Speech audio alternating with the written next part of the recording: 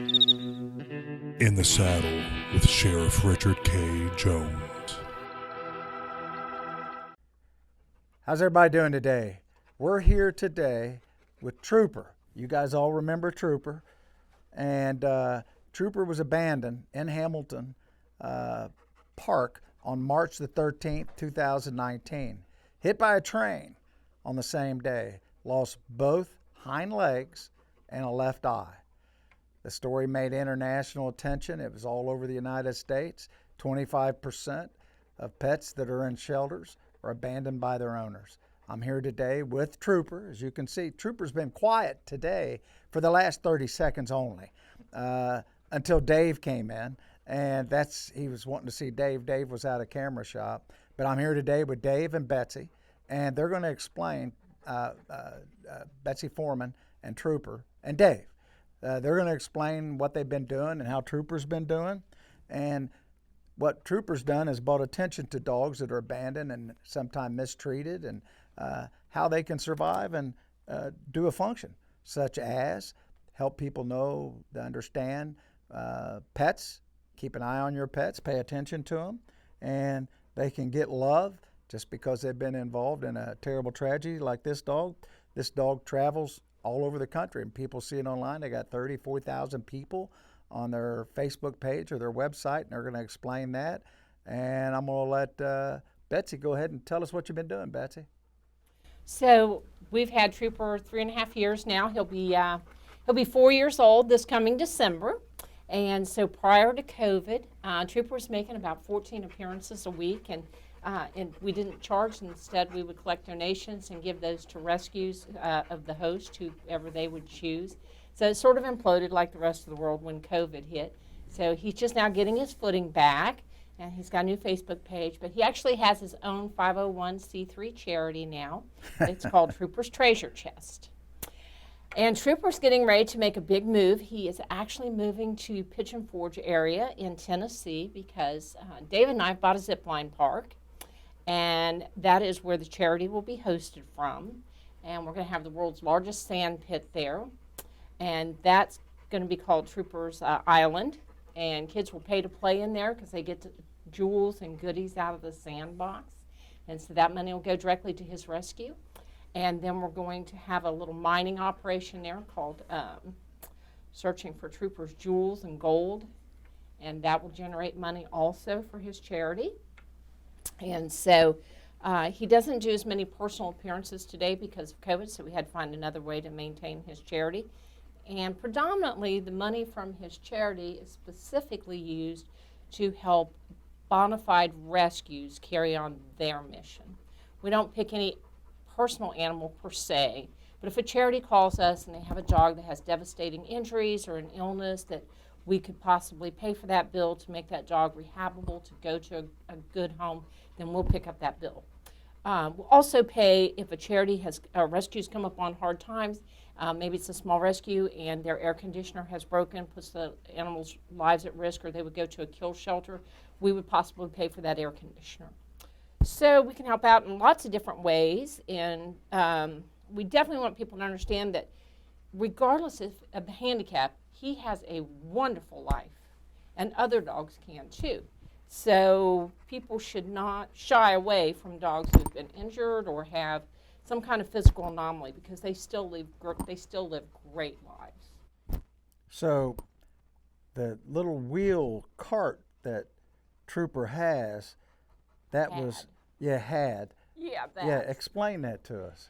So when Trooper first had his injury, he lost both his back legs, and he left the hospital post-op, and he had a little cart. Except after a few days living with us, Trooper decided he didn't like the cart.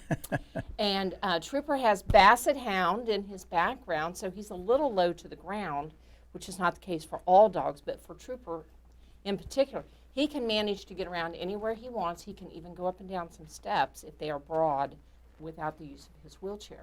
So he gets around in this, what is this here?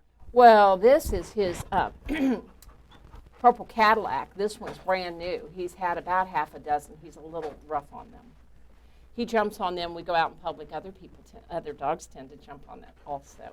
We've had a Great Dane jump in one while he was in it. And so we've gone through, this is about his 6th one. So we only use this when we go out in public and we don't know what the terrain would be, right? So if we're going to go across concrete or we're going to go across asphalt or something hot or gravel, then for his self-preservation, we put him in this. Now, when we go to a function and we're either on a floor that's carpeted or tile, then we'll take him out and he can go around. Maybe a block without letting his rear end touch down. Yeah. Now, last time he was here, he was very young. He had a little accident on the floor. I had white pants on. Just after I got done holding him, I went, man, I dodged a bullet there. And his bowels were moving quite well that day. And but he left his calling card for us.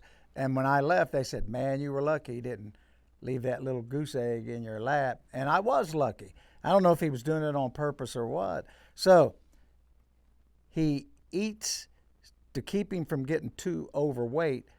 Do you feed him once a day, twice a day, or how? He eats twice a day. Twice a day. Twice a day.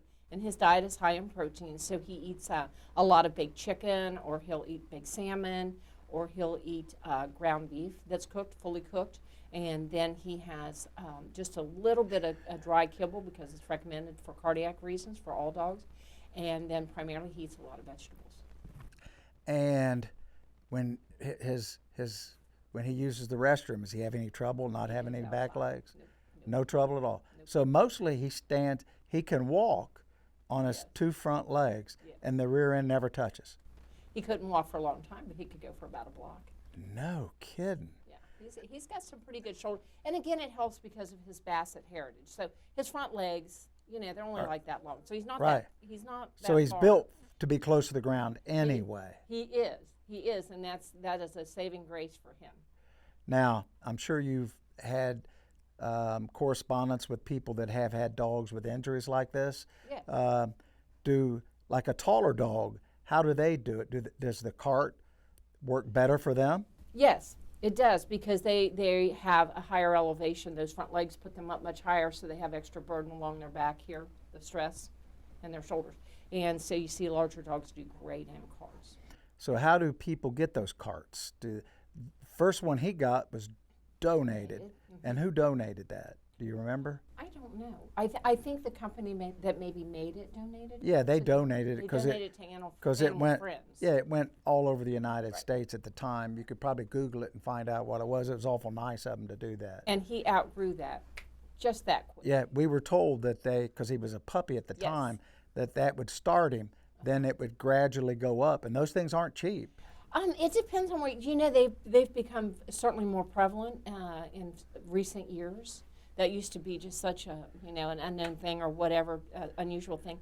So now many more people through strides in healthcare for pets are living longer lives, and people now take care of their pets more like they would their children, right? They'll spend more money on them, and so people now are buying those things, and because they're in mass production, they are far less expensive than they used to be.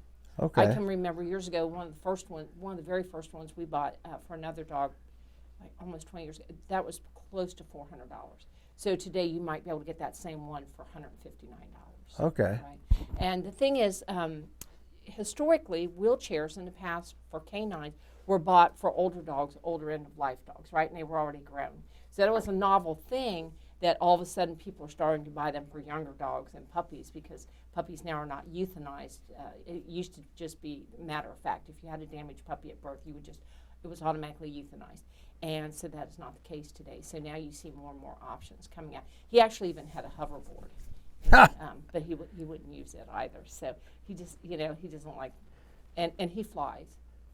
So if somebody thought that they should break into my house and that he would not be a force to be reckoned with, they'd be wrong. Yes. A couple different counts. Yeah, I could see that. He's very intent, and he watches. When David was over here, I could tell he wanted David with him. And he calmed down as soon as David came over here, and you can see, look, he was just a puppy. Look how his head's got larger. He's grown into his body, even with his handicap, which you say doesn't affect him at all. Yeah, it has never impacted on him. I don't know if it was because he was so young, at the time, or because he was so tiny that he was easily could accommodate that handicap right off. You know? So when he's around other dogs, how does he act? He's the king. He's the king of the other dogs. Yeah, pretty much. Pretty much, he thinks he is. And if you've ever seen the page or follow it, he's got a little black French bulldog that's his buddy. That's his buddy. His name is Felix, but online he's known as the sheriff.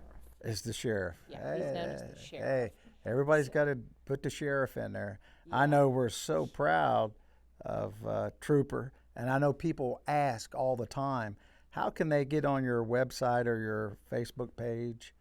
So his Facebook page is the Trooper Telegraph, and then his web page is trooperstreasurechest.com. And that's how they can see that. That's how they can see him and follow him, and we're always grateful for anybody that follows and share. We're trying to build a really national, a big platform for him. He's really super well known locally. Obviously, he's like the hometown hero. He's not as well known nationwide. He's getting a little bit of traction in Tennessee. It takes a long time, you know, if you don't have the support of mass media. Yeah. To build those pages. Nope, I understand. Now, when you travel, is it a van you travel in, a car, a truck, or how's he travel? We have an SUV, and we call it the Dogmobile, and we've had it for probably 15 years because we've always transported pets as a volunteer thing, and so we've taken all the back seats out of it, and it's just a flush area back there, and it has passenger seat and a driver's seat up front. Okay. And it has a ramp that comes down so I can get in and out. So he travels quite well, even long distance travel. Oh yeah, he travels really well. He travels really well. And he likes to go. And he loves to go. He likes to go. It was kind of unique when COVID hit because he was used to going out and doing 2 events a day. You know, and so that was pretty structured, and he got all this attention, and he was still a puppy, and he really thrived on that. So when COVID hit, he was a little bored at first, a little destructive there at home because he didn't have that outlet all of a sudden to go. And it's kind of interesting because he likes to go out and greet people. He's real engaged with people, and kind of like a politician in a way. He goes and he greets everybody. He doesn't miss any hand. I knew that was going to come up, just like a politician. Hey, I do like to shake hands and talk to people, but you can never follow a dog, a pet, any kind of an animal. Johnny Carson said you never know what they're going to do, and they will upstage you. And we're going to try to make him bark again. We're going to have Dave, if he'll step over there and see if he'll start barking. He was really barking when Dave was over there the last time. And he's watching him, look, and he'll start barking again. I know he will. Look, he's not liking it when he leaves. Let's see if he starts barking. Is he leaving? Yeah, he's thinking he's leaving. He's getting ready to bark. Oh, no. See what I mean? Hey, I'm pretty good with these dogs. Look. Now, does that look like a healthy dog to you or what? Now, have you had him in the parades, any Hamilton parades? Or? He has been in the parades. He's been in the parades. He's been in a parade for the Cincinnati Reds. And he went around the entire field. The entire field? Without being in his stroller. That's amazing. Look, we know how to make him bark. So is there anything else that we've not talked about? Does he have any followers that follow him really close and are on all the time? Oh, absolutely. He's got his top people there. And some of them are not from Ohio. They're from out of state, and they follow along. And pretty close to Christmas, he's going to have some merchandise available for the first time ever. He's going to have some T-shirts and some cups. And if anybody has ideas, merchandise they'd like to see, or things they'd like for us to do with him, we are more than happy to accommodate the public's requests. Hey, we're very happy that you came to the office today, and hopefully this will make everybody enjoys pets, especially a good story like Trooper that has ended up being had a good life, and you guys have taken care of Trooper. People ask about Trooper. I'm glad to see Trooper, and he didn't poop on me this time. That's very important. But day ain't over yet, and he hasn't pooped in the floor. I think I can say poop. I'm not for sure. If not, they'll have to bleep that out. I've said worse things, but I apologize if I offended anybody. Not really. But good to see you guys and Trooper. And again, there's life for these animals. But here's what I want to tell you. take care of your pets. You need to not just turn your pets loose. You need to know where your pets are. Just don't turn them loose out of the house. Take care of your pets. Don't leave them out when the weather's bad, if it's too hot, if it's too cold. Make sure they've got water. Worst thing you can see is when people chain their dogs up. They leave them chained up all year long, hot, cold. They don't give them enough water. They don't put straw out. And if there's any issues where people are mistreating their pets, you can go to the sheriff's office.